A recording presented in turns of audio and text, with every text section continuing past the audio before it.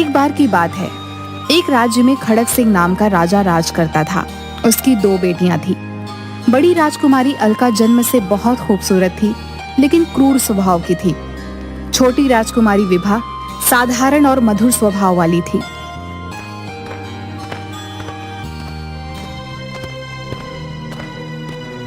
पिताजी, मैं जंगल में शिकार के लिए जाना चाहती हूँ।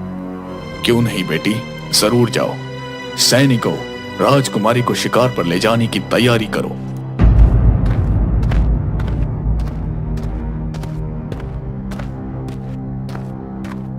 जंगल में राजकुमारी सैनिकों से आगे निकल जाती हैं और एक कुटिया में पहुंचती हैं, जहां एक तांत्रिक जादुई विद्याओं का अभ्यास कर रहा होता है।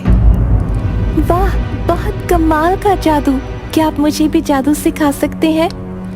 ये विद्या राजकुमारियों के लिए नहीं, इसमें बहुत से खतरनाक काम किए जाते हैं।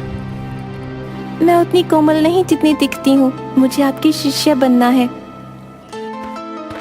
राजकुमारी जादूगर के सामने ही एक कबूतर को हाथों में पकड़कर मार देती है, पर जादूगर राजी नहीं होता।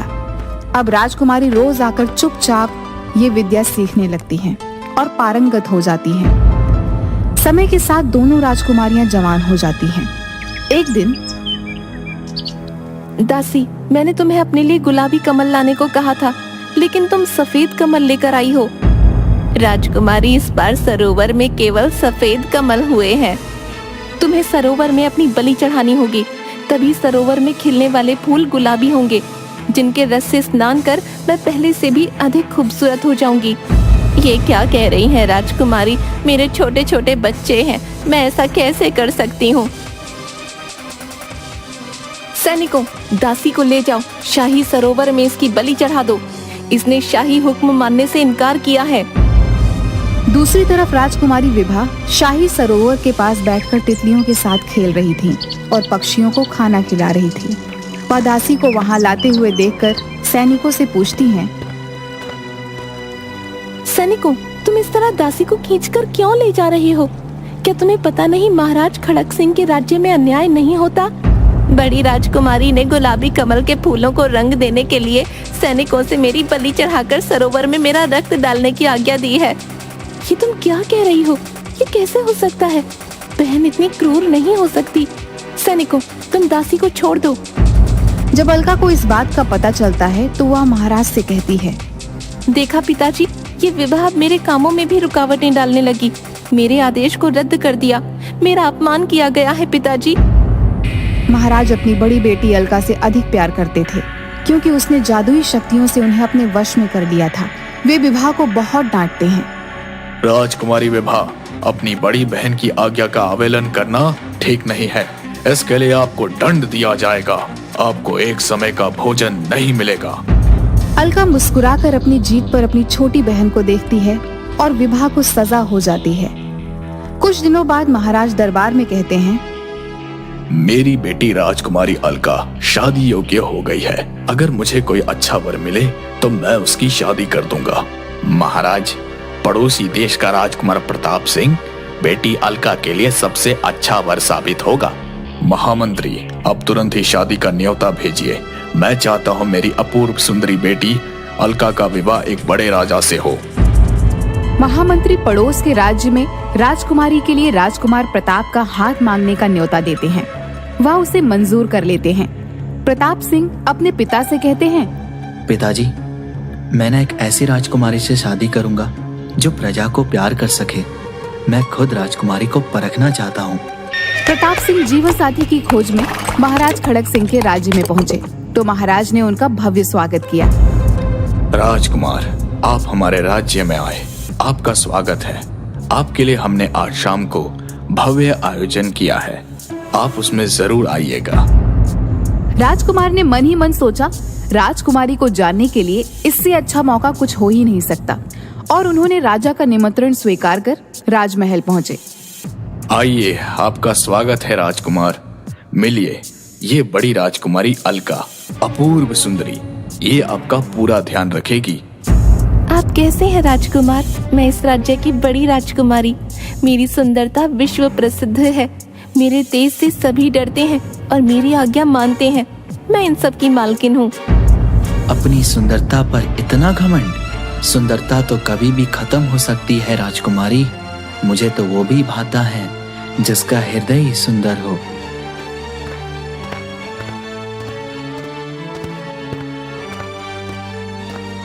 अलका प्रताप सिंह पर मोहित हो जाती है और कहीं वे उसकी बहन राजकुमारी विभा को न पसंद करे, इसीलिए अपनी बहन को जादुई शक्तियों से बिल्कुल साधारण दासी की पोशाक में ले आती है। आपका व्यक्तित्व निराला है। मेरा सही जोड़ सिर्फ आप ही हो सकते हैं। मुझे आप बहुत पसंद हैं।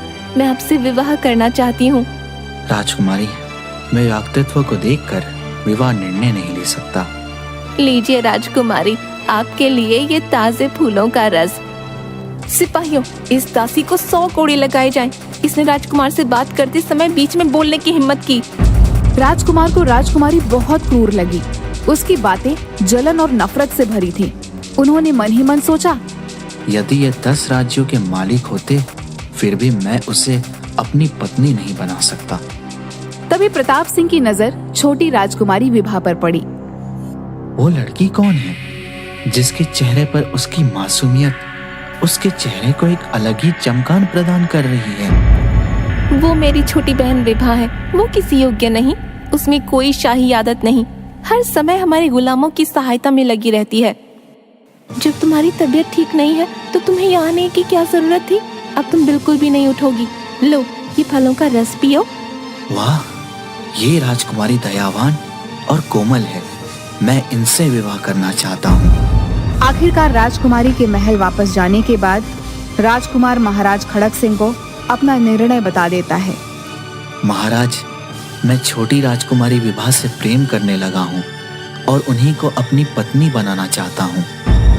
प्रताप सिंह का निर्णय सुनकर महाराज हैरान हो जाते हैं, क्योंकि वह अपनी बड़ी राजकुमारी को ज्यादा प्यार करते थे और इसीलिए उन्होंने छोटी राजकुमारी का परिचय भी नहीं करवाया था।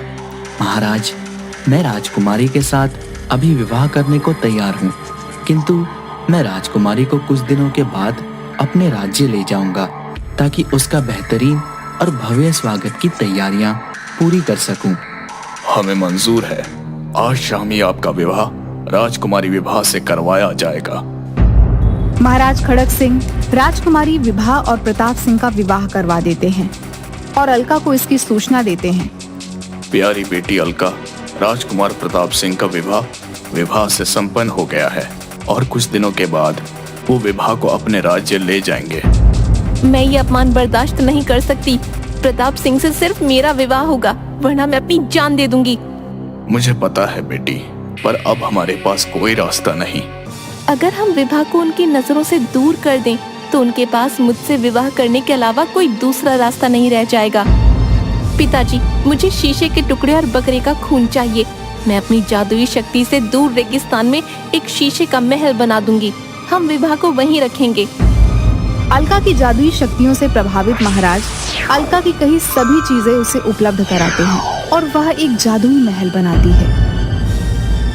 राजकुमार, मैं बहुत शर्मिंदा हूँ। छोटी राजकुमारी विवाह होने के तुरंत बाद न जाने कहाँ गायब हो गई है। हमने उसकी खोज हर देश में करवाई, पर वहाँ कोई नहीं मिला। आप उदास न हो राजकुमार। पहले ही जानती थी मैं कि वो आपके योग्य नहीं है। मैं अभी भी आपके साथ चलने को तैयार हूँ। मुझे आप लोगों की बातों पर बिल्कुल भी भरोसा नहीं है। मैं अपनी पत्नी को स्वयं ढूंढ लूंगा।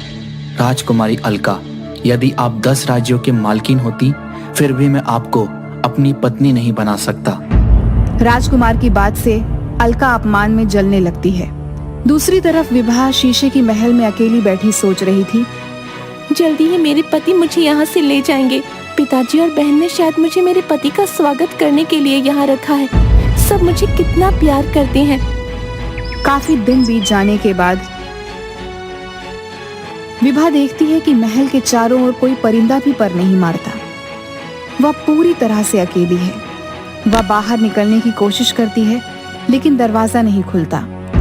क्या मुझे यहाँ कैद कर दिया गया है? आखिर मेरा क्या अपराध है? क्या अब मैं कभी अपने पति से नहीं मिल सकूंगी? वह महल की छत पर जाती है और चारों तरफ रेत देखकर घबरा जाती है। अचानक छत पर एक रंग बिरंगी तितली आकर बैठ जाती है। तितली, काश तुम मुझसे बात कर सकती। कितने दिन हो गए मैंने किसी से बात नहीं की, किसी को नहीं देखा। क्या तुम मुझसे बात कर सकती हो? प्यारी राजकुमारी, मैं वही हूँ जिसके साथ आप शाही बाग में खेला करती थी। इतने दिन तक आपको वहाँ न देखकर मैं आपको ढूंढते हुए यहाँ आ गई। क्या तुम मेरा संदेश राजकुमार तक पहुँचा सकती हो? राजकुमारी, राजकुमार मेरी भाषा समझ भी नहीं सकते। भला मैं आपका संदेश कैसे पहुँचाऊँ? यदि कोई मेरे पैरों में रंग लगा दे तो मैं राजकुमार को लिखकर समझा सकती हूँ। तितली सीधे राजकुमार के पास जाती है और महल की रंगोली पर बैठ उसका रंग अपने पैर में लगा दीवार पर राजकुमारी का संदेश लिख देती है।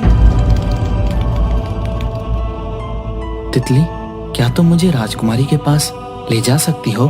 तितली राजकुमार को उनकी सेना के साथ राजकुमारी विभा तक पहुंचा देती है।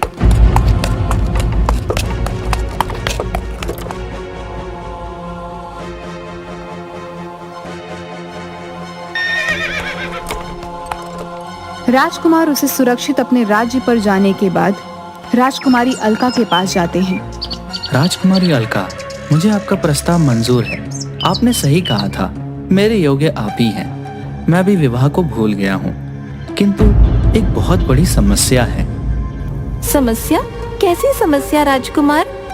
राजकुमारी, मुझे श्राप मिला है कि मेरा विवाह उसी से हो सकता है जो कन्या अपने शरीर को छोटा करके इस बोतल में प्रवेश कर सके और वापस आ सके। अरे राजकुमार, इसीलिए तो मैं कहती थी आपके लिए सिर्फ मैं ही हूँ, क्योंकि ये काम सिर्फ मैं ही कर सकती हूँ। मैं अपने जादू से इस बोतल में आ सकती हूँ। नहीं नहीं, मैं आपसे बहुत प्रेम करता हूँ। अगर आप इस बोतल में हमेशा के लिए फंस गई तो मेरा क्या होगा? राजकुमार, जब तक बोतल में उसका ढक्कन नहीं लगाया जाए मुझे कोई रोक नहीं सकता। ये देखिए, मैं आपको दिखाती हूँ। जादुई मंत्रों को बोलकर बोतल के अंदर चली जाती है और उसके जाते ही राजकुमार बोतल का ढक्कन लगा देता है और कहता है, तुमने मेरी पत्नी को शीश के महल में कैद किया था। आज के बाद तुम सदा इस बोतल में रहोगी। अब मैं यही बोतल अपनी पत्नी को शादी के उपहार में दूंगा। राजकुमार बोतल विभा को देता है। दयालु विभा अपनी बहन को उसमें तड़पता देख उसका ढक्कन खोल देती है और कहती है, राजकुमार, मैं अपनी बहन को इस तरह तड़पता हुआ नहीं देख सकती। मैंने इन्हें माफ कर दिया है। मेरी शादी का उपहार यही है कि आप इन्हें माफ कर दें। बहन की दया देखकर अलका की आंखों से पश्चाताप और शर्म के आंसू बहने लगते हैं। वह विभा और प्रताप सिंह से क्षमा मांगती है और अपने राज्य वापस चली जाती है। सब खुशी खुशी से रहने लगते हैं।